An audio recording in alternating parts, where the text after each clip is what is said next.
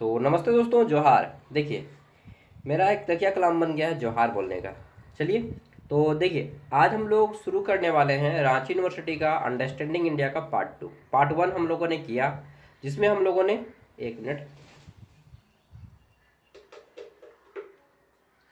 चलिए, तो पार्ट 1 हम लोगों ने किया, जिसमें हमने यूनिट 1 और यूनिट 2 को कवर किया था। आपको अंडरस्टैंडिंग इंडिया में पूरे सिलेबस में 4 यूनिट पढ़ने हैं, आपको मालूम है।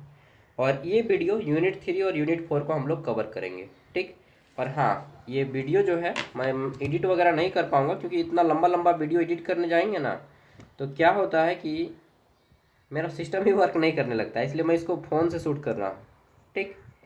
मतलब लंबा लंबा वीडियो लैपटॉप में काफ़ी ज़्यादा टाइम लगता है, प्रोसेस करने में ही 3 घंटा टाइम लग गया, तो उससे अच्छा यार छोड़ो, काम हो रहा है ना, देखने बन रहा है। चलिए, तो अंडरस्टैंडिंग इंडिया का पेपर ऑब्जेक्टिव आएगा, और आज ही मैं आपको एक इंडियन नॉलेज सिस्टम IKS का भी पेपर दे दूंगा, ताकि आपको एक अंदाज़ा बन सके, ठीक। और AEC पेपर का भी दे दूंगा आज। और कल आपका एग्ज़ाम है, तो ऑब्जेक्टिव आएगा। ब्लैक पेन ले लीजिएगा आज ही सब कोई, और गोला उसको थोड़ा सा लिख के अच्छा सा, ताकि आसानी से स्याही निकले, लिख के थोड़ा सा रगड़ लीजिएगा पेन को, ठीक। और OMR पेपर पे गोला करना होगा। चलिए शुरू करते हैं आज का क्लास। तो आज है हमारा यूनिट 3 और यूनिट 4 कंप्लीट कर देंगे आज इस वीडियो में। तो पहला क्वेश्चन क्या है कि इंडियन लिंग्विस्टिक मतलब होता है भाषा से संबंधित, और लिटरेचर ट्रेडिशन यानी कि भारतीय भाषा, और लिटरेचर मतलब होता है साहित्य, ट्रेडिशन मतलब परंपरा, ठीक है, साहित्य परंपरा। Development of Sanskrit and regional language यानी कि संस्कृत और क्षेत्रीय भाषाओं का विकास के बारे में। तो पहला क्वेश्चन आ जाता है हमारा, संस्कृत भाषा को किस रूप में माना जाता है। तो प्राचीन भारत की ये भाषा है, और इनको देव भाषा कहा जाता है, संस्कृत को देव भाषा कहा जाता है, ठीक। संस्कृत को किस प्रकार की भाषा कहा जाता है, तो इसे शास्त्रीय भाषा भी कहा जाता है। देव भाषा, शास्त्रीय भाषा दोनों कहा जाता है, ठीक। संस्कृत व्याकरण के महान विद्वान कौन है, तो पाणिनि इन्होंने संस्कृत व्याकरण का पितामह कहे जाते हैं। अष्टाध्याय है एक किताब, अष्ट अध्याय, वो संस्कृत का बहुत बड़ा किताब है, और इनके लेखक पाणिनि हैं, ठीक। ये संस्कृत व्याकरण है, तो पाणिनि संस्कृत के पितामह कहे जाते हैं, संस्कृत व्याकरण के। अष्टाध्याय नामक पुस्तक इन्होंने लिखा है। कालिदास के बारे में मालूम है, कालिदास अभिज्ञान शकुंतलम को लिखे हैं संस्कृत भाषा में। चाणक्य ने संस्कृत भाषा में लिखा है क्या, अर्थशास्त्र। और पतंजलि ने लिखा है क्या, योग सूत्र। ये सब संस्कृत भाषा की किताबें हैं। पतंजलि ने योग सूत्र लिखा है, पतंजलि मतलब बाबा रामदेव नहीं, बाबा रामदेव तो प्रमोट कर रहे हैं, और बालकृष्ण, ठीक है। पाणिनि ने अष्टाध्याय नामक ग्रंथ लिखा है, जो कि संस्कृत व्याकरण का है।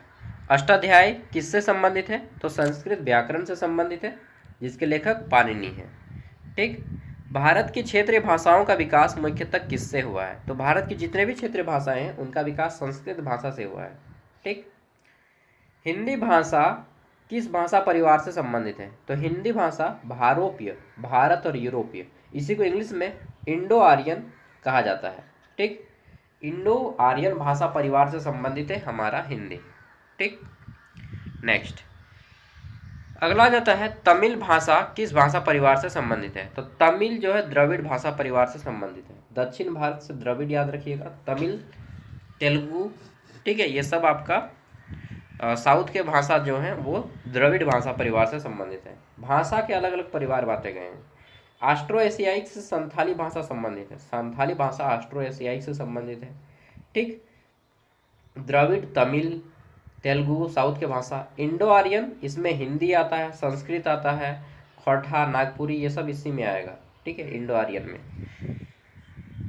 नेक्स्ट, आगे देख लेते हैं, भारत में सबसे पुरानी जीवित भाषा कौन सी मानी जाती है, तो सबसे पुरानी जीवित भाषा संस्कृत और तमिल, ये दो भाषा जो है भारत का सबसे पुराना भाषा है, तमिल और संस्कृत, ठीक है।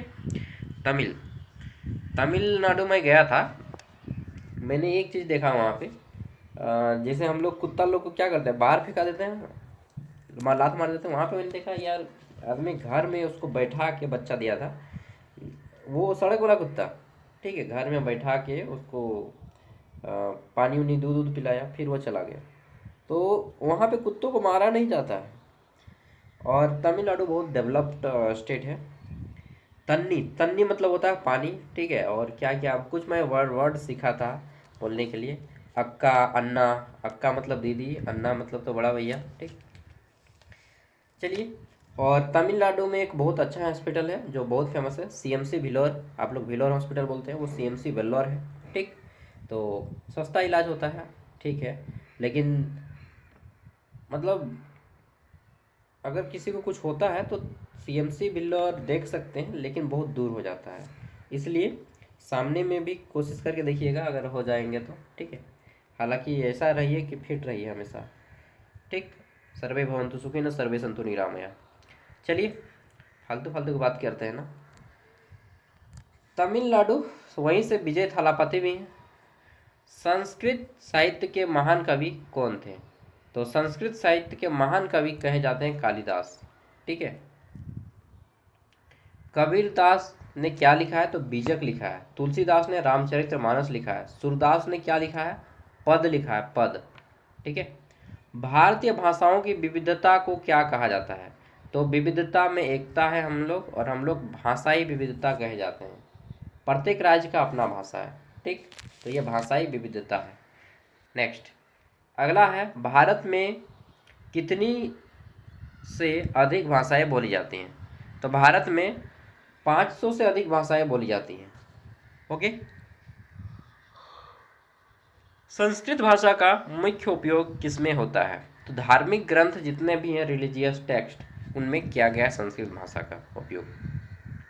वेद, उपनिषद, पुराण, रामायण, महाभारत, उन सब में संस्कृत भाषा का प्रयोग मिलता है। नेक्स्ट है, भारत की आधुनिक भाषाओं का विकास किस काल में हुआ? तो आधुनिक भाषा यानी कि जो वर्तमान समय में हम लोग प्रयोग कर रहे हैं, ये भाषाएं मध्यकाल से विकसित होना शुरू होती हैं, ठीक। मेडिवल पीरियड, मध्यकाल। मध्यकाल में हिंदी भाषा, बंगाली भाषा, मराठी भाषा जैसे भाषाओं का विकास होता है। देखिए, प्रत्येक यूनिट से मैं 15 क्वेश्चन ही देता हूँ आपको, मतलब प्रत्येक पार्ट से, ठीक। और प्रत्येक यूनिट से 60 क्वेश्चन, तो इसमें भी हम लोग 120 क्वेश्चन करेंगे। अगला है, भारतीय भाषाओं के अध्ययन को क्या कहा जाता है? The study of language is called. तो भारतीय भाषाओं के अध्ययन को भाषा विज्ञान, इंग्लिश में लिंग्विस्टिक कहा जाता है, ठीक। अंतिम क्वेश्चन है इस भाषा से संबंधित, भारत की भाषाई एकता किस पर आधारित है? तो सांस्कृतिक विरासत पे। अब मैं कुछ चीज़ें और बता देता हूँ। भारत की राष्ट्रभाषा क्या है? तो भारत की कोई भी राष्ट्रभाषा नहीं है। भारत की राजभाषा, राजभाषा है हमारा हिंदी। राजभाषा मतलब वह भाषा जिससे हमारा कामकाज हो, तो हिंदी हमारी राजभाषा है।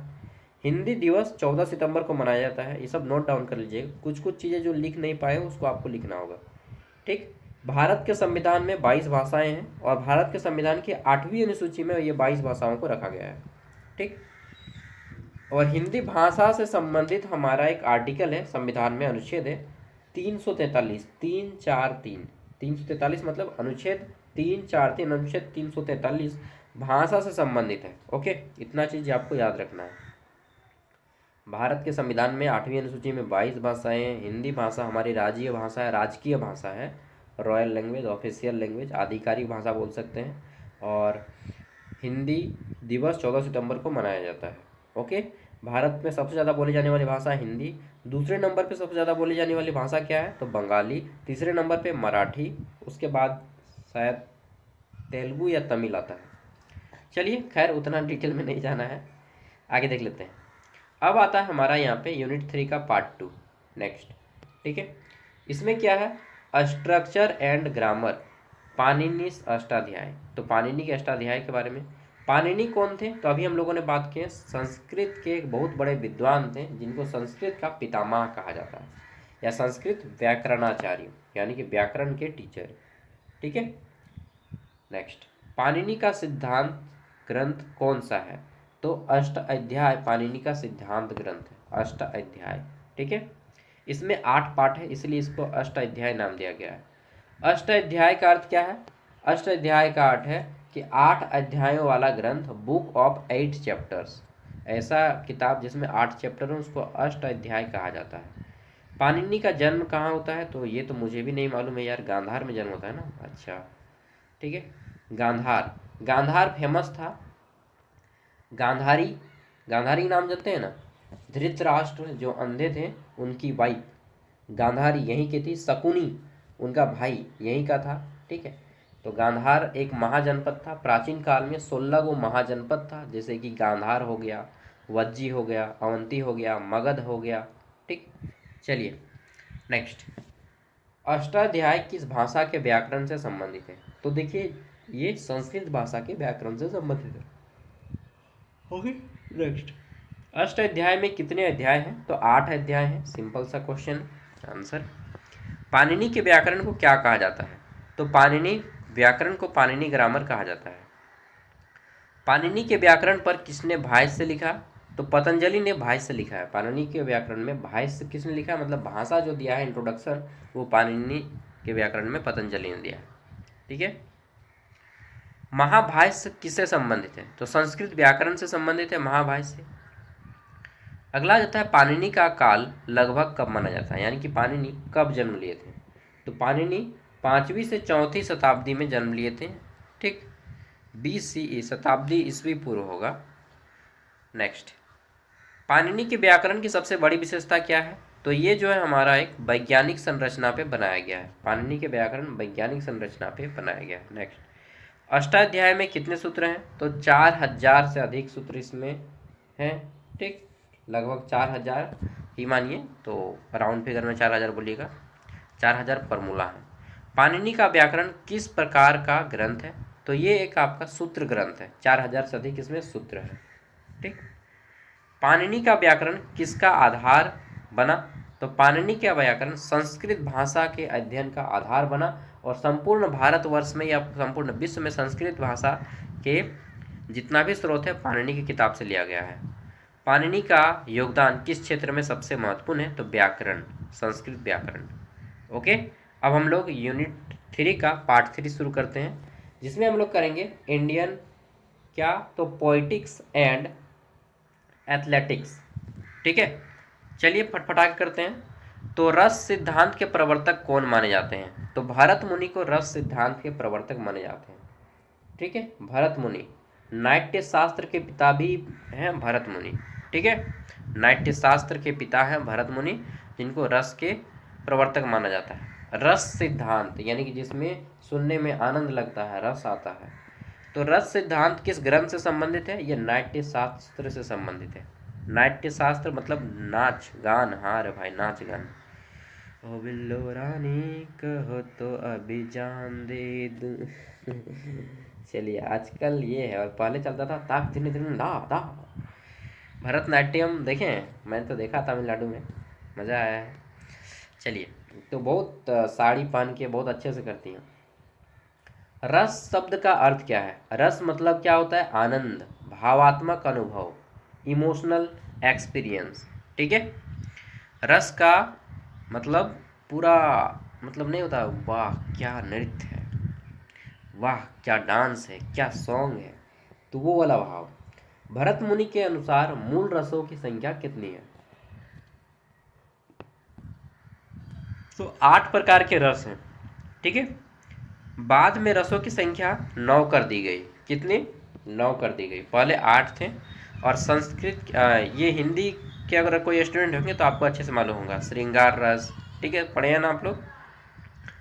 श्रृंगार रस किससे संबंधित है? तो ये प्रेम से संबंधित है। ठीक, वीर रस, वीर रस को क्या दर्शाता है? साहस को दिखाता है। ठीक, साहस। नेक्स्ट, करुण रस, तीसरा क्या है हमारा? करुण रस। करुण रस किसको दिखाता है? दुख। ठीक, सैडनेस को शो करता है करुण रस। हास्य रस मतलब हंसने वाला। ठीक, हंसी को दर्शाता है। ये सब आप याद कर सकते हैं। अगर हिंदी का स्टूडेंट है, संस्कृत का स्टूडेंट है, तो पक्का ये सब आपको काम देगा। ठीक, वीर रस, हास्य रस, जितना भी है। रौद्र रस किससे दिखाता है? तो क्रोध। और रौद्र का प्रतीक किसको माना जाता है? भगवान शिव को। रुद्र से बना है रौद्र। रौद्र रस किससे संबंधित है? क्रोध से। ठीक, भयानक रस, तो भयानक रस भय से संबंधित है, भय से। एकदम आसान आसान है, फियर।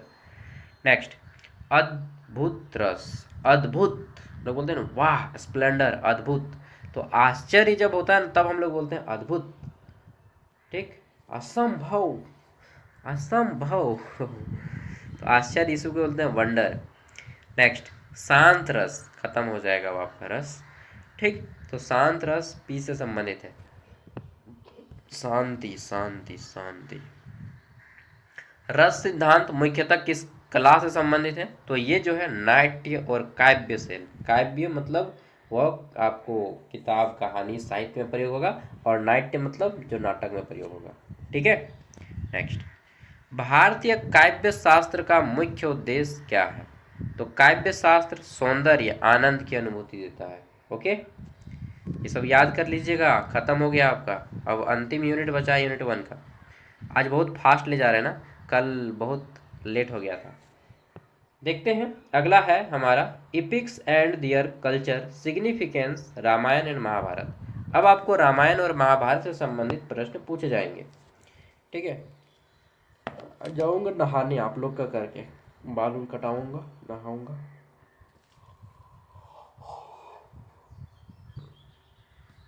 माफ़ कीजिएगा, देखिए मैं ऐसा नहीं सोचता हूँ कि यार टीचर हूँ, बहुत ज़्यादा घमंड में रहूँगा, एटीट्यूड यूट्यूबर, वैसा कुछ नहीं। ठीक है, सिंपल आप लोग के दोस्त के जैसा, जैसे घर में रहते हैं ना सिंपल, वैसा ही मैं रहता हूँ। सादा जीवन उच्च विचार, यही है मानव जीवन का आधार, और यही मैं फॉलो करता हूँ। बैक साइड में आप देख भी सकते हैं, इनको तो पहचान लिए होंगे, स्वामी विवेकानंद। और ये कौन है? ये नहीं मालूम? तुम मुझे खून दो मैं तुम्हें आज़ादी दूंगा, दिल्ली चलो। ठीक है, समझ गए होंगे। चलिए, जो समझ गए कमेंट में बता दीजिएगा कौन है। चलिए, तो रामायण और महाभारत, देखिए एक चीज़ कहा जाता है कि अगर आपको परिवार चलाना है, अगर आपको परिवार चलाना है तो हाथ जोड़ना सीखिए। ठीक, रामायण को फॉलो कीजिए, त्याग को दीजिए, अगर आपको फैमिली चलाना है तो। लेकिन अगर आपको युद्ध करना है भाई, ठीक है, अगर आपको दुश्मनों से लड़ना है, युद्ध करना है, तो आपको बाउंस करना होगा। महाभारत, ठीक है, महाभारत और रामायण दो एक धार्मिक ग्रंथ हैं, और उससे हमें धर्म की शिक्षा मिलती है। ठीक, कि सही समय में क्या करना चाहिए। देखिए, रामायण के रचयिता कौन है? तो रामायण, पहले मैं इसके बारे में बता देता हूँ, युगों के बारे में, तब आपको समझ में आएगा। युग 4 गो है, और ये मत सोचिएगा कि मैं हिंदू धर्म हूँ या इस्लाम धर्म हूँ, ठीक है, या क्रिश्चियन हूँ मैं, या बौद्ध हूँ, या जैन। मैं फिर से बता देता हूँ, मैं किसी भी धर्म का आदमी नहीं हूँ, और मैं सभी धर्मों का आदमी हूँ। ठीक है, मुझे धर्म से कोई ज़्यादा फर्क नहीं पड़ता है। मेरा धर्म है भारतीय। ठीक, आई एम आई इंडियन। चलिए, तो 4 गो युग है। युग कौन कौन सा है? सबसे पहला आता है सतयुग, दूसरा है हमारा त्रेता, तीसरा है हमारा द्वापर, चौथा है कलयुग। ठीक, 4 युग। सबसे अच्छा युग कौन सा है? तो सबसे अच्छा युग है कलयुग। क्या बात कर रहे हैं, सही बात कर रहे हैं। अभी जो चल रहा है प्रेजेंट टाइम में कलयुग, ये सबसे अच्छा युग है। ठीक, सतयुग, त्रेता, द्वापर। सतयुग में आपने सुना होगा कि ओम नमः शिवाय, भगवान शिव कैलाश पर्वत में वो जो कथा है ना, वो सतयुग का कथा है। ठीक, दुर्गा माता और वो जितना भी हुआ था, महिषासुर की घटना, ठीक, ये समुद्र मंथन, ये सब सतयुग का कथा है। ठीक है, आपने जो देखा। त्रेता युग में क्या होता है? सबसे बड़ा बड़ा चीज़ मैं देता हूँ, बड़ा चीज़ त्रेता युग में रामायण होता है। ठीक, त्रेता युग में क्या होता है? रामायण। महाभारत होता है द्वापर में। द्वापर में क्या होता है? महाभारत। और वर्तमान कलयुग चल रहा है। अभी क्या हो रहा है? अभी एआई चल रहा है, आर्टिफिशियल इंटेलिजेंस। ठीक है, मोबाइल। तो 4 गो युगों में बांट दिए। तो रामायण किसका है? रामायण है त्रेता युग का। द्वापर में क्या हुआ? द्वापर में हो जाता है आपका महाभारत। रामायण के रचयिता कौन है? तो रामायण के रचयिता है महर्षि वाल्मीकि। ठीक है, महर्षि वाल्मीकि ने संस्कृत भाषा में रामायण की रचना की है। ठीक, अब आ जाता है महाभारत। महाभारत के रचयिता कौन है? महर्षि कृष्ण देवपायन, वेद व्यास जिनका नाम है। कृष्ण देवपायन वास्तविक नाम है, वेद व्यास उनको उपाधि दिया गया था, वेद व्यास नाम से फेमस है। तो महाभारत के रचयिता वेद व्यास, जिनका वास्तविक नाम कृष्ण देवपायन था। और महाभारत के बाद ये क्या बोलते हैं, रामायण के रचयिता महर्षि वाल्मीकि। ठीक है, महाभारत में ही एक जब श्री कृष्ण अर्जुन को क्या देते हैं, प्रवचन देते हैं, मोटिवेशन देते हैं, ठीक, कर्म की शिक्षा देते हैं, तो उसे ही श्रीमद् भगवद गीता कहा गया है, जिसे 18 अध्याय में बांटा गया है। ठीक, चलिए अब हम लोग आगे बढ़ते हैं।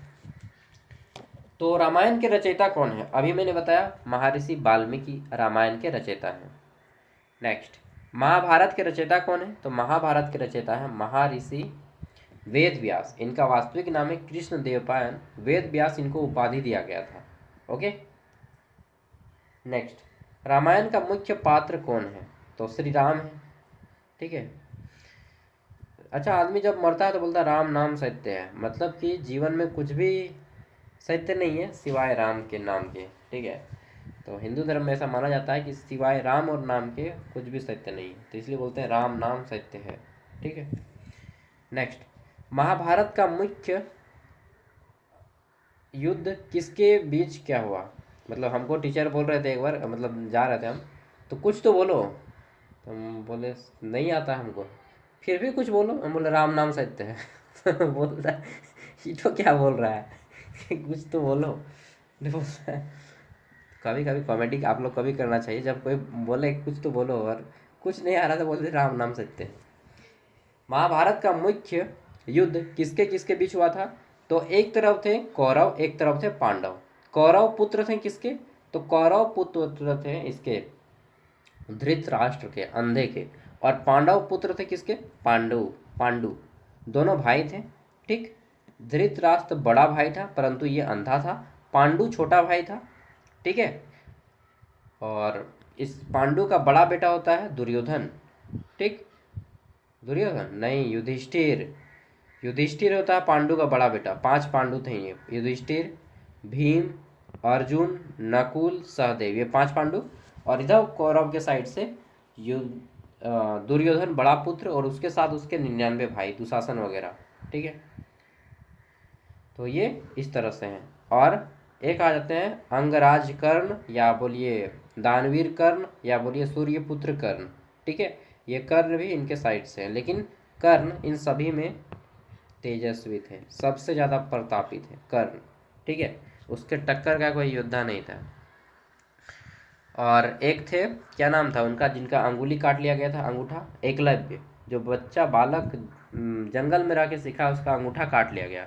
और कर्ण को शुरू में धनुर्विद्या नहीं दी जा रही थी। क्यों? क्योंकि वो एसटी कैटेगरी के माने जा रहे थे, एसटी एससी।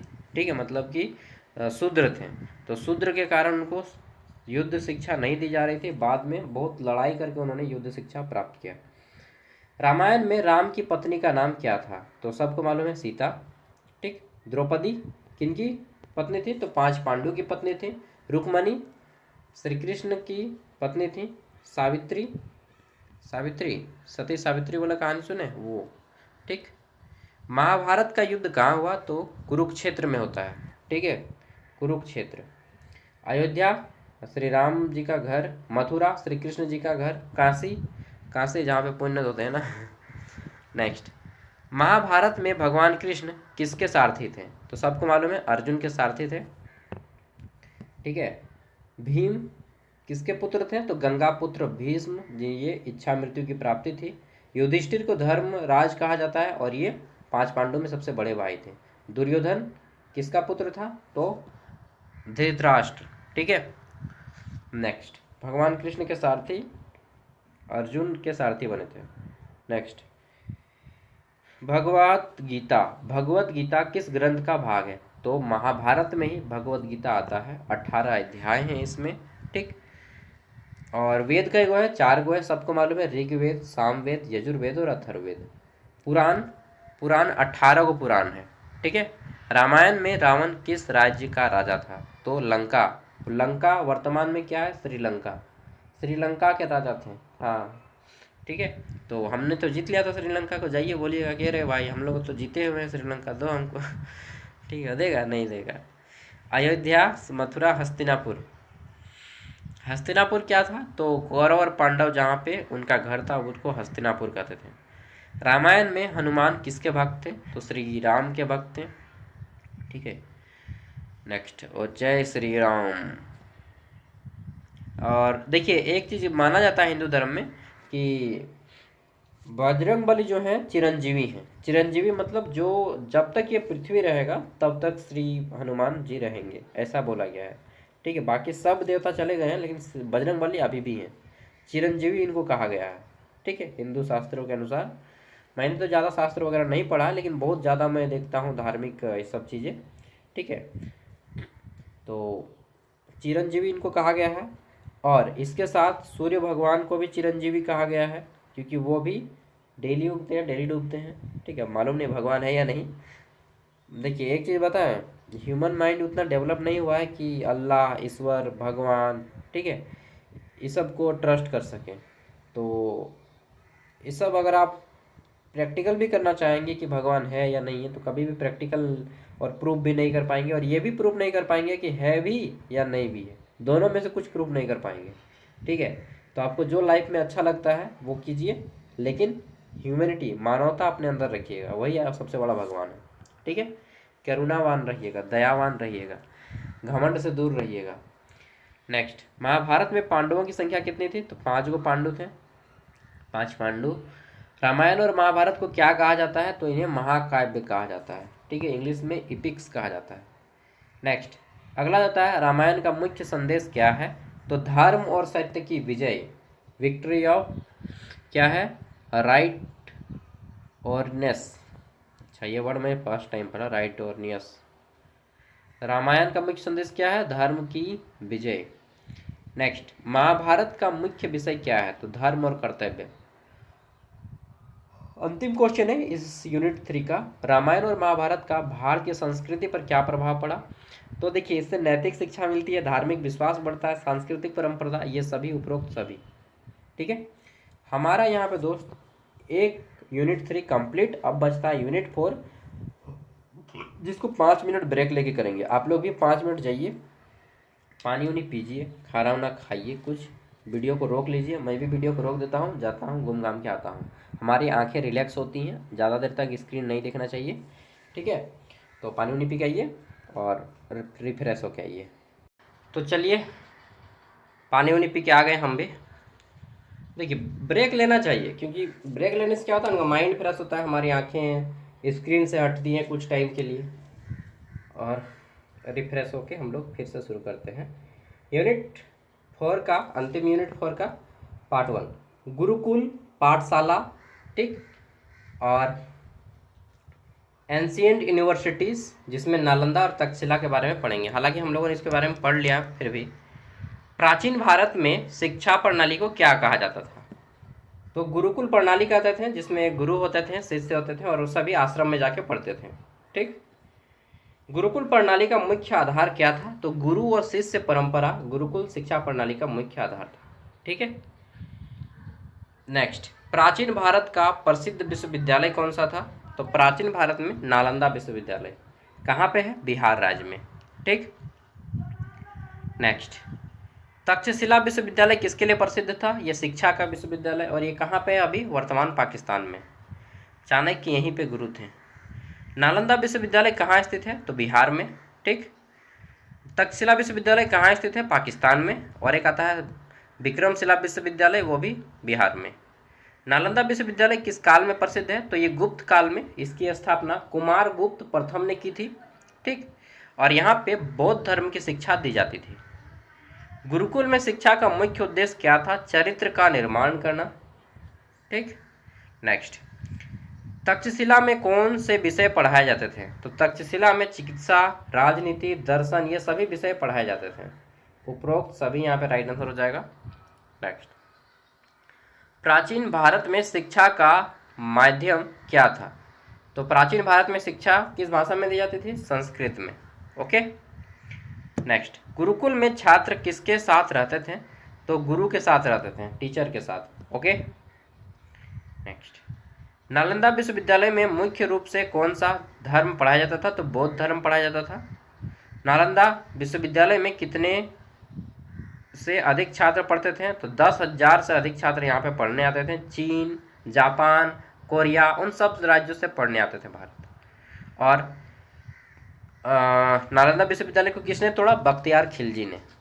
बख्तियार खिलजी ने उसने आया तहस नहस करके चल गया। प्राचीन भारत में शिक्षा केंद्रों को क्या कहा जाता था? तो विश्वविद्यालय कहा जाता था, आज भी विश्वविद्यालय कहा जाता है। गुरुकुल शिक्षा प्रणाली की सबसे बड़ी विशेषता क्या थी? तो गुरुकुल शिक्षा में व्यक्तिगत शिक्षा दी जाती थी, पर्सनलाइज लर्निंग दिया जाता था। ऑप्शन ए इसका राइट आंसर हो जाएगा। नेक्स्ट, अब आ जाता है टॉपिक 2 यूनिट 4 का, इंडियन आर्ट एंड आर्किटेक्चर, जिसमें हम लोग पेंटिंग के बारे में पढ़ेंगे, ठीक, और क्या पढ़ेंगे, कल्चर के बारे में पढ़ेंगे, डांस और म्यूजिक के बारे में पढ़ेंगे। ओके, तो क्वेश्चन है हमारा, भारतीय शास्त्र नृत्य का एक प्रमुख रूप कौन सा है? तो भरतनाट्यम। ये किस राज्य से संबंधित है? ये तमिलनाडु से संबंधित है। ठीक है, अच्छा बीच में मैं ना ऐप का प्रचार कर लेता हूँ यार नहीं तो फिर भूल जाऊँगा।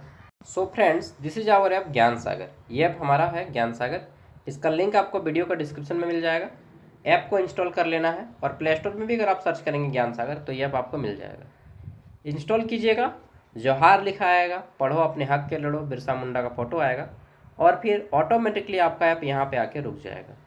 अब क्या करना है आपको, यहाँ पे करना है क्रिएट एन अकाउंट, इस पर आपको क्लिक करना है, क्रिएट एन अकाउंट पे क्लिक कीजिए। ओके, जैसे इस पर क्लिक करते हैं तो क्या होता है, यहाँ पे फुल नेम और फ़ोन नंबर, यहाँ पे आपको पूरा नाम देना है फुल नेम, और यहाँ पे आपको फ़ोन नंबर डालना है, ठीक, और फिर से क्रिएट एन अकाउंट पे क्लिक करना है। ओके, OTP आएगा, OTP को डालिएगा, ऐप आपका लॉगिन हो जाएगा। ठीक है, यहाँ पे आपको अब क्या करना है, ऑल कोर्स में क्लिक करना है, ऑल कोर्स। ऑल कोर्स पे जैसे ही क्लिक करेंगे, ठीक है, तो क्या होगा, आपका बहुत सारा यूनिवर्सिटी का कोर्स ओपन हो जाएगा। ठीक, यहाँ से आपको रांची यूनिवर्सिटी का कोर्स लेना है। ये रांची यूनिवर्सिटी और NPU नीलांबर पीताम्बर विश्वविद्यालय दोनों का सेम कोर्स है, क्योंकि दोनों एक ही यूनिवर्सिटी को एक ही सिलेबस को फॉलो करते हैं, रांची यूनिवर्सिटी। बाय नाउ पे क्लिक कीजिएगा, पेमेंट कर दीजिएगा 60 रुपया। जो लोग फ़ोन पे नहीं चलाते हैं या ऑनलाइन, वहाँ पे QR कोड मिलेगा, किसी को भी पेमेंट करने बोलिएगा QR कोड से, तो आपका ऐप खुल जाएगा। ये ऐप आपका 4 साल के लिए फ्री हो जाता है। ठीक है, और उसके बाद स्टार्ट लर्निंग लिखाएगा, स्टार्ट लर्निंग पे क्लिक करेंगे, ऐप आपका इस तरह से खुल जाएगा। अब आपको जो पढ़ना है, सेमेस्टर 5 का पढ़ना है पढ़िए, अभी से ही पढ़िए, कोई दिक्कत नहीं। 1 का पढ़ना है 1 का पढ़िए, 2 का पढ़ना है 2 का पढ़िए। सपोज दैट अभी सेमेस्टर 1 का एग्जाम है, तो सेमेस्टर 1 में आप क्लिक किए, क्लिक करेंगे सेमेस्टर 1 में। अब आपको मान लीजिए IKS पेपर पढ़ना है, इंडियन नॉलेज सिस्टम का पेपर पढ़ना है, चाहे जो भी पढ़ना है, तो इस पर क्लिक किए IKS पे। अब आपका इस तरह से आ जाएगा सिलेबस, यूनिट 1, यूनिट 2, 3, 4। ठीक, मान लीजिए आपको PYQ देखना है, इसको ऊपर उठाएंगे तो PYQ आपका आएगा, व्यू पे क्लिक करेंगे, ये PDF आपका इस तरह से खुलने लगेगा। अगर खुलने में ज़्यादा टाइम लगेगा तो इस तीर के निशान पे क्लिक कर दीजिएगा, ये आपका PDF डाउनलोड हो जाएगा आपके फ़ोन पे, और PDF खुलने के बाद इस तरफ से आएगा। अब आप पढ़िए। ठीक है, तो इस तरह से सारा नोट्स, पेपर वगैरह यहाँ पे सब कुछ अपलोड है। सिर्फ 60 रुपया में कंप्लीट ग्रेजुएशन का पढ़ाई होगा, और ये तीर का निशान से क्या होगा, PDF डाउनलोड होगा। ओके, एक भरपेट जो खाना लीजिएगा ना थाली, उसमें भी लगता है 60 रुपया, नहीं 80 रुपया लगता है यार। मैं एक भरपेट खाने से भी कम पैसा में आपको ये 4 साल का ट्यूशन फीस ले रहा हूँ। महंगा है क्या दोस्त, बताइए तो आज की महंगाई में और इसमें भी मेरा जो परसेंट है, इसमें जाता है कंपनी को, जाता है कुछ परसेंट, जो ऐप बनाई वो कंपनी। ठीक, मेरा मेहनत, और फिर आपके साथ जो प्रेरणा मैम पढ़ा रही हैं, एक प्रेरणा है जो मैम पढ़ाती हैं, ठीक है, सिस्टर टाइप से, और एक प्रेरणा है वो मेरी वाइफ है। 2 प्रेरणा है, दोनों प्रेरणा मैम है। तो मेरी वाइफ प्रेरणा अभी तक क्लास नहीं ली है, बट लेंगी वो भी धीरे धीरे, उनका एग्जाम है सेमेस्टर 8 का, उसके बाद वो लेंगी। अजंता की गुफाएं किस कला से के लिए प्रसिद्ध हैं? तो अजंता और एलोरा की गुफाएं ये दोनों महाराष्ट्र में स्थित हैं। ठीक है, और यहाँ पे जो है 3 धर्म, हिंदू धर्म, जैन धर्म और बौद्ध धर्म, पूरा दीवालों पे चित्र किया गया है। ठीक है, तो ये जो है आपका पेंटिंग से संबंधित है, चित्रकला से। नेक्स्ट, एलोरा की गुफाएं, ये दोनों कहाँ पे हैं, महाराष्ट्र के औरंगाबाद में। की गुफाएं किसके लिए प्रसिद्ध हैं? तो मूर्ति कला और वास्तुकला, मूर्ति कला और वास्तुकला के लिए प्रसिद्ध हैं। मैं आपको इसी वीडियो में तुक्का मारने का ट्रिक भी बता दूंगा। ठीक, कथन नृत्य किस नृत्य से संबंधित है? कथक। तो कथक जो है आपका कहाँ का नृत्य है? कथक उत्तर प्रदेश। ठीक है, कथक उत्तर प्रदेश का नृत्य है। यहाँ पे उत्तर भारत लिखा है, आप इसको भी टिक लगा सकते हैं, उत्तर प्रदेश को उत्तर भारत ऑप्शन है। लेकिन यहाँ पे कथक के जगह कथकली कर दे, कथकली, तो कथकली क्या हो जाएगा, केरल। ओके। भारतीय शास्त्रीय संगीत के कितने मुख्य प्रकार हैं, तो दो। शास्त्र संगीत के दो मुख्य प्रकार हैं, एक है हिंदुस्तानी, एक है कर्नाटक। ठीक है, हिंदुस्तानी और कर्नाटक संगीत। नेक्स्ट, कर्नाटक संगीत किस क्षेत्र में विकसित हुआ, तो ये दक्षिण भारत में विकसित हुआ कर्नाटक संगीत, और हिंदुस्तानी उत्तर भारत में। भरतनाट्यम किस राज्य से संबंधित है, तो तमिलनाडु से संबंधित है, सबको मालूम है। अजंता की गुफाएं किस धर्म से संबंधित हैं, तो यहाँ पे अजंता में तो हिंदू, बौद्ध और जैन तीनों धर्म से संबंधित है, परंतु अगर किसी विशेष धर्म का नाम पूछे तो आपको बौद्ध धर्म के बारे में लिखना है, क्योंकि यहाँ पे बौद्ध धर्म के लोग जो है ना रहते थे गुफा में। ठीक है, और बौद्ध धर्म, देखिए कुछ चीज़ें आपको शायद नहीं मिल जानते होंगे कि हिंदू धर्म का ही अंश माना जाता है बौद्ध धर्म, जैन धर्म और सिख धर्म।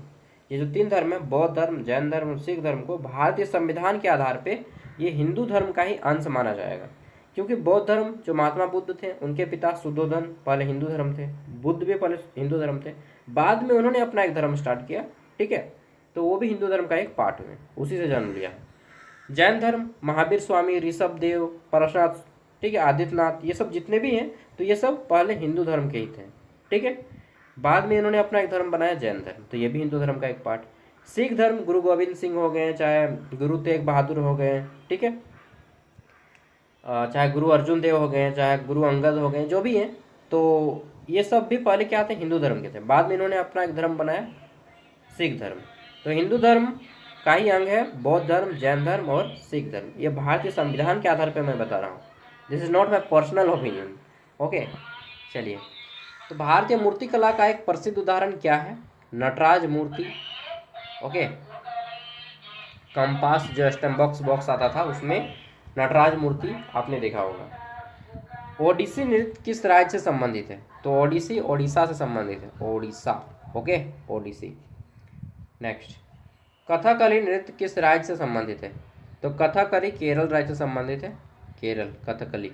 ओके, आगे देख लेते हैं, भारतीय संगीत में राग का क्या अर्थ है। ठीक है, तो देखिए राग जो होता है ना, अलग अलग सुरों का एक साथ मिलाया जाता है। ठीक, अलग अलग प्रकार के सुरों को एक साथ कॉम्बाइन किया जाता है। नेक्स्ट, आगे देख लेते हैं, भारतीय कला का मुख्य उद्देश्य क्या है, तो आध्यात्मिक अभिव्यक्ति भारतीय कला का मुख्य उद्देश्य है, स्पिरिचुअल एक्सप्रेशन। आगे देख लेते हैं, भारतीय शास्त्रीय संगीत में ताल का क्या अर्थ है, तो भारतीय शास्त्रीय संगीत में ताल का मतलब क्या होता है, लय, सुर, कविता या नाटक, तो ताल होता है लय। ठीक है, लय होता है रिदम। ओके, नेक्स्ट, भारतीय कला और संस्कृति का मुख्य स्रोत क्या है, तो परंपरा और धर्म, या व्यापार या उद्योग या राजनीति। तो सिंपल सा परंपरा और धर्म हो जाएगा, ट्रेडिशन एंड रिलीजन। यहाँ से कंप्लीट होता है आपका यूनिट 3। अब आ जाएंगे हम लोग धीरे धीरे स्वतंत्रता संग्राम की ओर बढ़ेंगे। इसके बाद role of oral tradition and क्या है, story telling in preservation knowledge, ज्ञान का रखाव। चलिए, ये यूनिट है, उसके बाद यूनिट 4 करेंगे। तो क्वेश्चन है हमारा, भारत में मौखिक परंपरा का अर्थ क्या है। मौखिक परंपरा, देखिए मौखिक जिसमें हम लोग मुख के माध्यम से बोल के लोगों को सिखाते हैं, तो ज्ञान का मौखिक रूप से प्रसार ही मौखिक परंपरा है, मौखिक रूप से बोल के सिखाते हैं। ठीक, कि चलो बेटा आप अंकल जो भी आते हैं बाहर में पानी दो। ठीक है, जब भी हमारे घर में कोई गेस्ट आते हैं, बाहर से कोई अतिथि आते हैं, तो हम लोग पानी देते हैं कि भाई लीजिए पानी पीजिए, पैर हाथ धो लीजिए। ठीक, पूछते हैं ना हम लोग, तो ये मौखिक परंपरा है, कहीं किताब में नहीं लिखा है कि बाहर में गेस्ट आएगा तो उसको पानी देना चाहिए। ठीक, कोई बड़े बुजुर्ग जब आप घर से कहीं जा रहे हो, ठीक, दूर, तो पैर छू के जाना चाहिए। तो ये सब कहीं पे लिखा नहीं है, ये आपको मौखिक परंपरा है। ओके, चलिए, भारत में मौखिक परंपरा का प्रमुख माध्यम क्या था, तो कथाएं और गीत मौखिक परंपरा का प्रमुख माध्यम था। ठीक है, स्टोरीज एंड सॉन्ग्स।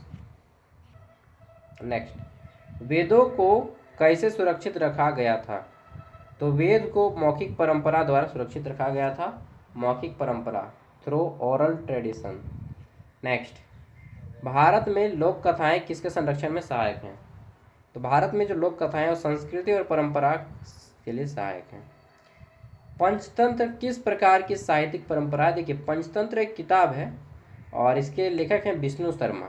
ठीक है, तो ये एक हमारा नीति कथा है जिसमें राजा के पुत्र जो है ना बहुत गधे थे और वो स्कूल नहीं जाने खोजते थे।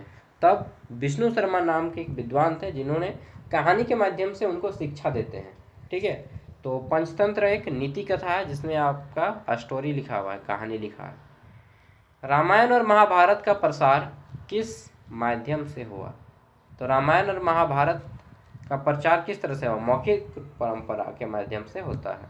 ठीक, लिखित भी है बट यहाँ पे अगर लिखित ऑप्शन में तो लिखित टिक लगाएंगे, लेकिन लिखित ऑप्शन में नहीं रहेगा तो मौखिक परंपरा लिखेंगे। कथावाचन, कथा मतलब कहना, कथा वाचन सॉरी कथा मतलब होता है स्टोरी, कहानी, वाचन मतलब कहना यानी कि कहानी कहना। परंपरा को क्या कहा जाता है? तो कथा परंपरा कहा जाता है, या औद्योगिक शिक्षा, या आधुनिक शिक्षा, या तकनीकी शिक्षा। ऑप्शन पढ़ के आप खुद टिक लगा लेंगे कि ये कथा परंपरा है, स्टोरी टेलिंग है, कहानी कहने की परंपरा। लोकगीत किसका उदाहरण है? तो ये मौखिक परंपरा, सबका आंसर मौखिक परंपरा ही होगा। ओके, मौखिक परंपरा का मुख्य लाभ क्या है? तो ज्ञान का तेजी से फैलता है, प्रसार होता है। अभी मैं जो आपको दे रहा हूँ यह लिखित और मौखिक दोनों दे रहा हूँ, ये जो वीडियो है लिखित और मौखिक दोनों है। प्राचीन भारत में ज्ञान का प्रसार किसके माध्यम से होता था? तो प्राचीन भारत में ज्ञान का प्रसार गुरुवाचक यानी कि गुरु जो है बोलते थे और बच्चे केवल सुन के उसको कंठस्थ करते थे। ठीक है, उस समय लिखने का साधन बहुत कम था। लोक कथाएं किस पीढ़ी तक पहुंचती हैं? तो लोक कथाएं अगली पीढ़ी तक पहुंचती हैं, नेक्स्ट जनरेशन तक पहुंचते हैं, हमारे आने वाले बच्चे, ठीक, उसके बच्चे, यानी नाती पोता नतनी, ये सब। ओके, भारतीय संस्कृति में कथा वाचन का उद्देश्य क्या है? तो नैतिक विशेषताएं। वेदों के संरक्षण में कौन सी परंपरा महत्वपूर्ण है? तो गुरु शिष्य परंपरा महत्वपूर्ण है। भारतीय लोक कथाएं मुख्य रूप से किससे संबंधित है? तो संस्कृति और नैतिकता से संबंधित है। मौखिक परंपरा का सबसे महत्वपूर्ण उद्देश्य क्या है? अंतिम क्वेश्चन, ज्ञान का संरक्षण। ठीक है, अब हम लोग आ जाता है knowledge system in craft, role and women, गुरु शिष्य परंपरा। देखिए, यहाँ पे मैं कुछ चीज़ें बता देता हूँ, तुक्का मारने का ट्रिक। अब अंतिम है टॉपिक, तो तुक्का मारने के लिए सबसे पहला है कि इनमें से सभी अगर ऑप्शन मिले, ऑल ऑफ दीज, तो वो ऑप्शन टिक लगाइएगा, इनमें से सभी, ऑल ऑफ दीज। ठीक है, दूसरा, जहाँ पे आपको ऑप्शन हो ए और बी दोनों, ए और बी दोनों या बी और सी दोनों, तो उसको टिक लगाइएगा। जिस ऑप्शन में देखिएगा कि जिसका उत्तर सबसे लंबा हो, 4 गो ऑप्शन रहते हैं तो जो सबसे लंबा लिखा गया है ना वो टिक लगाइएगा। ये 3 ट्रिक फॉलो कीजिए, आपका ऐसे ही पास हो जाएंगे, 50 में 20 नंबर आपका इसी तरह से आ जाएगा। देखिएगा कि 3 गो ऑप्शन में, 4 गो ऑप्शन में जो सबसे लंबा है, लंबा एक ऑप्शन रहता है, लंबा चौड़ा, उसको टिक लगाइए, वो सही रहेगा। ठीक है, तो ये तुक्का लगाने का ट्रिक है। नेक्स्ट, भारत में पारंपरिक शिल्प ज्ञान किसके माध्यम से पीढ़ी दर पीढ़ी चलता है? तो ये हो जाएगा गुरु शिष्य परंपरा। नेक्स्ट, वस्त्र निर्माण, यानी कि वस्त्र को इंग्लिश में टेक्सटाइल इंडस्ट्री कहा जाता है, वस्त्र निर्माण को, भारत की किस परंपरा का उदाहरण है? तो भारतीय ज्ञान प्रणाली का आधार है। ठीक है, मिट्टी के बर्तन बनाने की कला को क्या कहा जाता है? तो इनको हम लोग क्या बोलते हैं? चित्रकला, या बुनाई, या कढ़ाई, या पॉटरी? तो पॉट, पॉट बोला जाता है घड़ा को इंग्लिश में, पीओटी पॉट। ठीक है, तो ये पॉटरी हो जाएगा। नेक्स्ट, धातु शिल्प का अर्थ किससे संबंधित है? ये जो धातु शिल्प है इसका अर्थ किससे संबंधित है? धातुओं का उपयोग से, यूज ऑफ मेटल्स। ठीक है, भारतीय शिल्प परंपरा में महिलाएं किस प्रकार योगदान देती हैं? तो हस्तशिल्प और वस्त्र निर्माण में योगदान देती हैं। ठीक, हैंडीक्राफ्ट और टेक्सटाइल। यार थक गए रे भाई। गुरु शिष्य परंपरा का मुख्य उद्देश्य क्या है? तो ज्ञान का हस्तांतरण। देखिए सबसे लंबा ऑप्शन है ना यही, तो यही आंसर होगा। नेक्स्ट, अब यहाँ पे आप बोलिएगा भैया लंबा ऑप्शन तो बी नंबर है, लेकिन ये सही होगा? नहीं, तुक्का इसलिए तो बोला जाता है ना कि हर बार तुक्का काम नहीं करता। भारतीय हस्तशिल्प का प्रमुख उदाहरण क्या है? हथकरघा। और एक तुक्का मारने का ये ट्रिक है, जो क्वेश्चन ऑप्शन में मिलता जुलता हो, ठीक है, जो ऑप्शन और क्वेश्चन दोनों में मिलता जुलता जो सेम वर्ड का हो वो ऑप्शन टिक लगाइएगा। ओके। भारत की परंपरा, कला और शिल्प किससे प्रभावित होती है? तो सांस्कृतिक और परंपरा। 6 क्वेश्चन और बचा हुआ है। गुरु शिष्य परंपरा किस क्षेत्र से प्रसिद्ध है? तो संगीत और कला से प्रसिद्ध है। नेक्स्ट क्वेश्चन आ जाता है कि कांस्य मूर्तियाँ, अरे क्वेश्चन है, भारत की पारंपरिक धातु का उदाहरण कौन सी है? कांसा की मूर्तियाँ। पहले देखे होंगे कांसा की बहुत ज़्यादा चीज़ें बनाई जाती थी। कांसा का थाली बर्तन भी था हमारे, ठीक है, सबके घर में। भारतीय शिल्प परंपरा का मुख्य उद्देश्य क्या है? तो कौशल और संस्कृति का संरक्षण। नेक्स्ट, गुरु शिष्य परंपरा का उदाहरण किसमें मिलता है? तो शास्त्रीय संगीत में मिलता है। आगे देख लेते हैं, भारत में पारंपरिक शिल्प ज्ञान का स्रोत क्या है? तो अनुभव और परंपरा। भारत की पारंपरिक कला किसके माध्यम से संरक्षित है? तो परिवार और समुदाय के माध्यम से। गुरु शिष्य परंपरा का भारतीय संस्कृति में क्या महत्व है? ज्ञान और परंपरा का संरक्षण। कंप्लीट हो जाता है दोस्त यहाँ से आपका। नेक्स्ट वीडियो में इंडियन नॉलेज सिस्टम का लाऊंगा, उसके बाद फिर एक वीडियो अंडरस्टैंडिंग इंडिया का। और एक चीज़ मैं बता देता हूँ, ऑलरेडी यूट्यूब पे रांची यूनिवर्सिटी का इतना वीडियो डाला हुआ है, एसी पेपर हिंदी का लगभग 20 से ज़्यादा वीडियो डाले, ठीक है। प्रेरणा मैम का होगा, मेरा भी होगा, बापू कविता उसमें पढ़ना है आपको, और पारिभाषिक शब्दावली। और सेमेस्टर 2 का कुछ दिन पहले एग्जाम हुआ है, वही सेम क्वेश्चन आपका उसी से रिलेटेड है। सिलेबस दोनों का सेम है, सेमेस्टर 1 और 2, एसी पेपर हिंदी हो या इंग्लिश हो, दोनों का सिलेबस सेम है। ओके, तो जाइए अच्छे से एग्जाम दीजिए। ऑल द बेस्ट है आप सभी को, एक भी क्वेश्चन मत छोड़िएगा।